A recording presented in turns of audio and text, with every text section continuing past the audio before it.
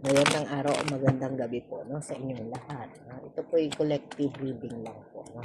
Kunin lang ninyo ang maka-resonate, kapag 'di po maka-relate, 'no, puwedeng visit ka na lang sa aking profile na baka nandoon na ang para sa inyo. Kanino ba 'tong energy na 'to, 'no? Iniiyakan ka ba ng person?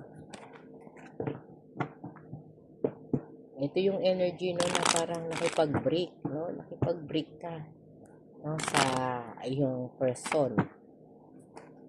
Dahil parang hindi na nagso-survive o hindi na nag-grow, no, yung connection na meron kayo, no. Pero talagang sobra-sobra mong minahal tong person mo na to, no, na parang feeling mo, no, parang wala kang halaga, no, sa buhay niya, no? Kasi parang paulit-ulit po, no, na nagkakaroon ng pagkakasala o pagkakamali o yung mga emosyon, no, na talagang medyo mapanakit, no, na energy, no, na dito po, no, andoon yung parang meron siyang addiction, no, pagdating sa pang-araw-araw, no, na sitwasyon. Parang andoon yung addiction niya, no, sa game, no, sa game.